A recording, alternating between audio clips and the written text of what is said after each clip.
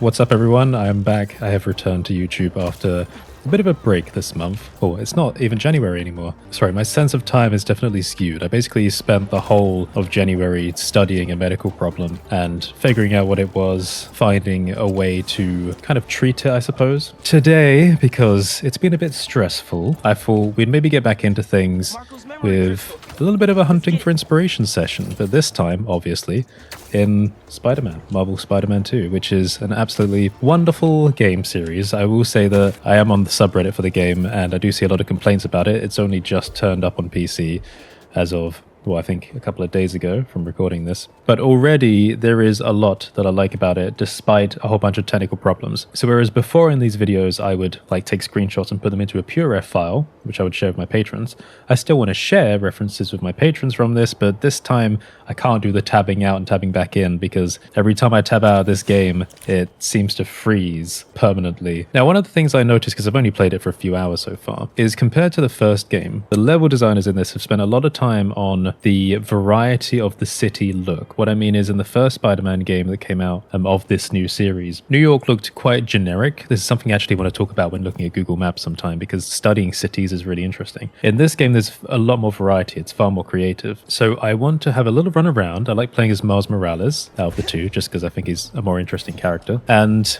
just see if we can find anything particularly worth taking note of in terms of inspiration. I'm in a little bit of a stale part of the city at the moment, so we're going to need to have a little bit of a fly around. And if you are familiar with the characters, you'll notice that I'm not using the standard suit. I quite like this neon looking blue and purpley one, or blue and pinky one for Miles. There's a lot of suit variety, and that's another thing to have a look at as well. It was actually quite controversial, I think, when this game first came out for the PlayStation. People were complaining that they didn't like any of the suits whatsoever. And sure, you know, like, it's largely personal preference. There's a lot to unlock, and like I said, I'm at the beginning of the game, but there's still quite a lot of variety, and some of them do look a little bit dumb, like, let's be fair. But also, in a way, I feel like that's kind of part of the fun of it. Naturally, as well, there are callbacks to the animated, the comics, and the Spider-Verse. In particular, if I think I go to Spider-Man, they got an Into the Spider-Verse suit there, so you can play into this fantasy of the movies as well, just for a little bit of that fan fun, should we say. Now, traversal is a really important part of this game. In fact, they've spent more time on kind of like adding to the ways that players can migrate around. But it also means that I think they'll expect players to spend more time looking at the city as it flies by.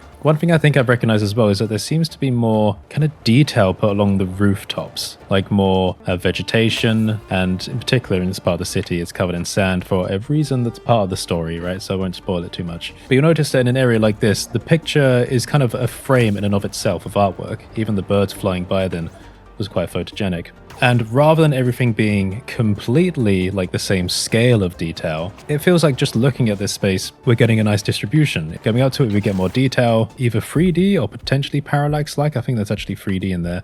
It might have been part of one of the levels. But they use a combination of techniques to give a sense of depth. So this is a form of parallax here with the interiors, but you have a choice as to whether these are like screen space or ray traced, I believe, because in the options there are more ray tracing options available, because obviously over time these things are being integrated into video games more commonly, should we say. Although it is a bit funny, like as I rotate the camera here, you may have just noticed this, but on the right we've got a person and then another person, and if I rotate it left, it's a completely different room. There's no one in there. So that goes to show the use of this creative effect. But from a distance, it does make a nice difference when you're kind of swinging around, not like you'll be staring into windows. If you catch a glimpse of the rooms down there, I think it works quite well.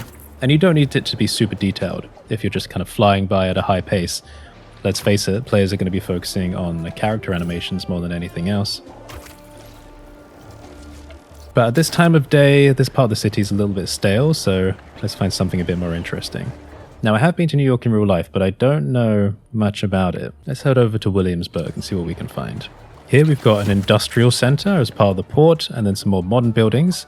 Oh, this is a style I'm seeing a lot more in London nowadays, I think anyway. Like this, just architects wanting to show off that they understand physics, you know, like having overhanging areas and buildings. To be fair, I like that style, but not when it's plain. When things take more of a solar punk aesthetic and they actually place things like vegetation on the sides where plant life can get sun, I think that's kind of a nicer use of the space, but maybe on an engineering level, a bit more tricky.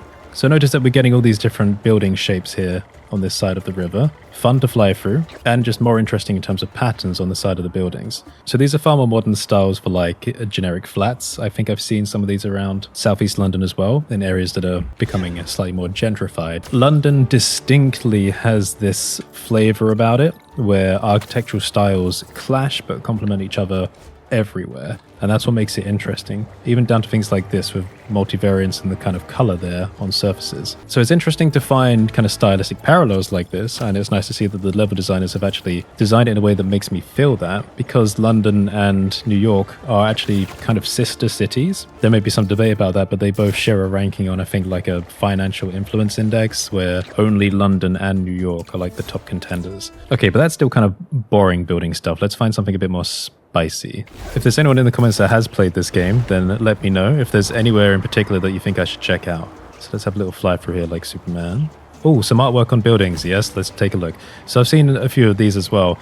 And I find that when video games do this, The Division 2 did it quite a bit as well. I wonder a lot of the time, is this based on anything real, like these artworks, or are they made entirely by members of the art team in the game studio? Because if so, I think they deserve a bit more appreciation. Even if they're nonsense, they're oftentimes not nonsense, and some of them are very interesting. But, you know, real life graffiti is something that I'm not going to say I support, but I do in a way, because I support artistic expression. It kind of gets its appreciation in the real world. For faux graffiti, I suppose, false graffiti, I wonder if it gets kind of the amount of appreciation it deserves. Now, in this case, I can tell this one's definitely made for the game because that's one of the characters in the game. Okay, let's move on. What do we got here? Potentially a mother holding a child. We got some kind of fractured look to it, and the building is, I suppose, representing capitalism or something, because it's got dollar signs in all of the windows. Is the woman looking to her child because she's worried about the child's future in this cost of living crisis, you know? So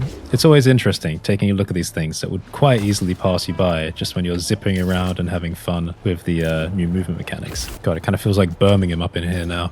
Way too much industry. I kind of wish it was a different time of day as well, so we get a little bit more sunlight, but hey, let's move a bit more into the financial center of New York. There's the Avengers building. Now, one thing I did notice about New York when I was there in real life is that depending on where you're staying, and we stayed in quite a nice hotel room, you get some entirely unique vistas from like the balconies and the windows of wherever you're staying or living. Sometimes looking out at a hotel at a cityscape can be an extremely dull and drab experience, especially if you're just looking at like some kind of backwater part of a building. You know, maybe something like that. But walking around in areas like this, just finding like a little nook and finding a little snapshot that gives some vibes. This, for me, is very vibey because, again, having this kind of facade that is traditionally maybe a bit boring, but it's red brick, a little bit of vegetation. It reminds me of a lot of pubs here in the UK, and that gives a very homely feeling. So if I wanted, I could just stop in this orange sunlight, grab the photo mode. Let's zoom in a little bit. I mean, looking up, it's quite cool as well with the skyline, but we don't really want that. When I get to doing a bit more architectural type stuff, I want to explore feelings, like human feelings in spaces. And the feeling of comfort is an interesting one because it feels entirely dependent on the person and where they were raised and what they consider to be like a homely feeling. I'm not sure how much I can actually change like the time of day. Oh, I can. Okay. Elevation. Maybe this will give us just a little bit more. So this is another really fun thing about games that have photo modes. I love it when they let you control parameters like the lighting because it is perfectly valid practice for 3D artwork. Instead of having to make the scene from scratch, you are given the scene and it's just your job to try and make something that feels nice with it. Interestingly, with the ambient light, it seems like we can increase what we would consider to be the bounce lighting as well. Quite a nice amount of control. Now, I'm just doing this for me, so I'm going to take a little screenshot here. There we go, just because I like the feeling of that building. So it's a completely just random spot in the middle of nowhere, but it gives me some satisfaction. And I encourage you as well, if you ever like to play games that have photo modes, it's really nice practice just to stop every now and again and appreciate what's there. And oh my god, what the hell is this castle-like monstrosity? Ugh, it's kind of disgusting. I mean, it's interesting, right? It's interesting to have a look at. Looks like we've got verdigris here along the top. Yeah, that looks awful. It's interesting here, we're getting different brick color styles, and instead of having them being a completely consistent texture, you see that they've tried to have a non-tiling run at it. Although for things like this, it's unlikely that the building is just its own asset that's being painted with individual texture maps. It's quite likely the case that these parts of the mesh have IDs, and then these are seamless brick textures which are kind of being wrapped around it. And in that case, it's a lot easier to try and do like generalized, like non-tiling techniques. And we can see that this kind of shader-based approach is most likely the case because of how the bricks wrap around vertical parts. So this is like a limitation. Let's just have a quick look. Okay, well, we can see the seam line. You're not really supposed to have a look this close, but we can see how things don't line up, right? So the bricks aren't lining up, although they do a fairly decent job horizontally around the corners, not perfect, but vertically it's a little bit strange. Overall though, it's very neatly packed together and nicely done. All right, let's just creep down here. We see we've got Miles. The lighting's not great, but just looking behind us, something that passed me by, is we're actually getting a really great amount of architectural variety in this one frame here. Zoom in and take a look. Something almost wood or concrete panel-like with a bit of red, a nice garden area hidden away. Red and white, something a bit more of a modern office. Something further to the left, we've got like a kind of sinister Art Deco style. Let's just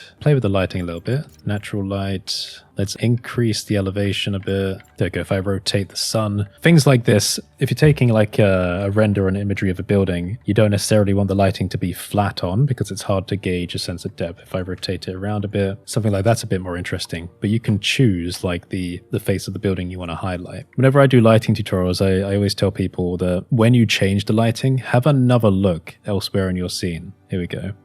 Because you'll notice that the positions of shadows change. And what that does is it kind of gives you new vibes and can inspire you in new directions. Looking around here a bit more, this again gives me a bit of like a comforting, cozy vibe, but it's all to do with like these rooftop gardens. I really like them for some reason. Maybe it's a bit niche. People probably watch this video and go, oh my God, what is this guy talking about? But something just innocuous like this. Oh, starting to see some 3D issues here. Hang on. Look at that. LODs. So these are distant objects that don't need to be rendered in properly. Right, for performance reasons. And clearly they're not responding to the photo mode camera, but it's interesting to capture that, especially on an extraordinarily high budget game like this, where everything is like tight and overanalyzed, even though they do have a lot of technical issues. But maybe I'll just take a little screenshot here, but let me play a little bit more with the lighting. Now I know I'm focusing on this garden-like area, or bar-like area. Play with the shadows. It's not supremely interesting, but I'm going to take a little snapshot just about here. Let's move on. So this might be Central Park. Yeah, it looks big enough for Central Park. Right, let's see if random British guy that's only been to New York once can try and find Times Square. Oh, this is quite an interesting view here. Where I am, we've got like almost an office entrance, but it's like high up the building, like that. This one does give me a little bit more of a solar punk type vibe, especially with this like top curve on the roof. I know it's a bit dark. Let's have a little look. I've seen places with this style here in the UK. Particularly like on the waterfronts. It's for like poor areas, I think. They have like particularly high cost flats and stuff like that. God, I love the birds flying by in this, like so atmospheric. All right, hold on, I'm going to look up a map. Where is Times Square in New York? I'm sorry for all the New York locals that are ashamed of how little I must know. But hey, we're going to do a study on the art styles and architectural styles of London at some point. So then I will be far more useful. But for now, you'll just have to be disappointed. So, okay, Central Park and then lower down a little bit. So technically we should be close. Is it here? Let's find out. Whee! Okay, oh, that looked familiar down on the road there. Aha! There we go. So maybe we'll get to see some advertisements and pretty lights. Hell yeah, take a look at this. Let's grab that in the photo mode. So we're now mid-pose in the air. Oh, if only I was rotated the other way. Oh no, I can still get something cool here. So one of the things I'm always interested in seeing is like fake advertisements. Again, kind of like the graffiti, it's stuff that might typically go under the radar, but people put effort into it. I do wonder when seeing people like this as well, because they're not all like generated NPCs. Is this a stock person or is this someone that worked on the game? Queens, collection of art and culture. I have actually been to a exhibition, actually at Times Square, funnily enough. I think it was off to one side. It was when Pompeii was in New York. And I can't remember what year that was, maybe 2011, 2012, 2013, something like that. But it was an amazing exhibition. And sometimes I do just like stop and walk through places like this in video games. And it always gives me the urge to do a little bit of urban exploration myself. Maybe I'll do that on video one day. In particular, again, and I keep doing a callback to what I know here in the UK, New York here gives a Canary Wharf vibe. And if you don't know what Canary Wharf is, here in London, it's kind of like our financial centre, but it's kept a bit separate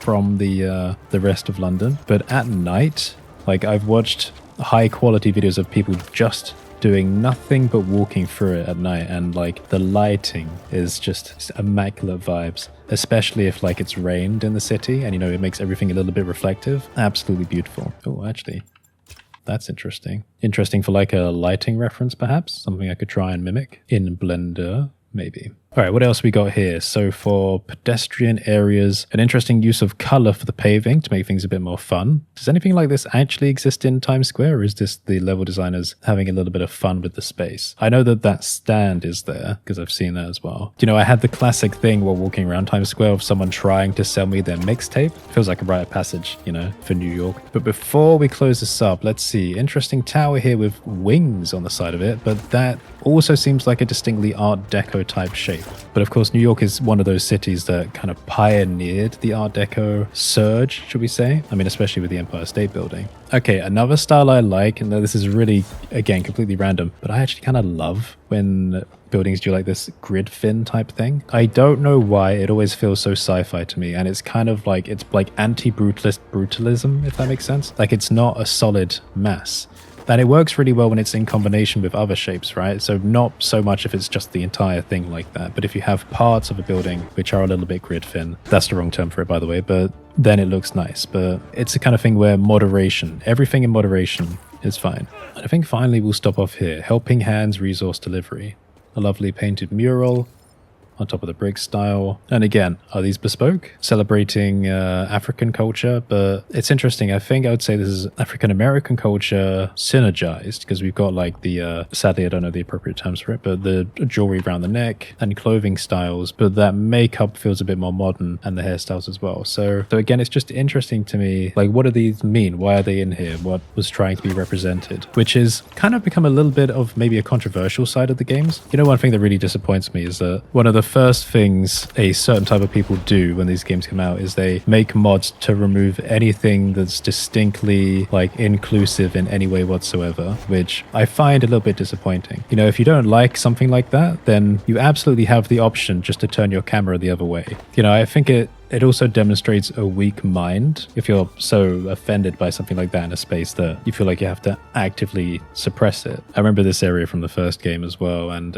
yeah, you gotta love me some like sci-fi lines. And this place gives me a little bit more of a Mirror's Edge Catalyst vibe, which is something we can probably play. I'm a massive fan of the Mirror's Edge series. The first one, definitely my favorite. Catalyst, though it was a completely different style entirely, there's still a lot of really interesting artwork to find in there. You just have to see it through a fresh lens and not as a successor to the first game. All right, thanks for watching this video, and thank you for entertaining me and letting me just do something a little bit chill rather than something technically intense. If you ever mess around with a photo mode in a video game, then feel free to tag me in any of your work on social media. Your work. I consider it your work, just like how photography is a job. You didn't make the universe, but you found a way to present it in a beautiful light. Leave a spider-related emoji in the comments, and yeah, thanks for watching, and I'll see you next time.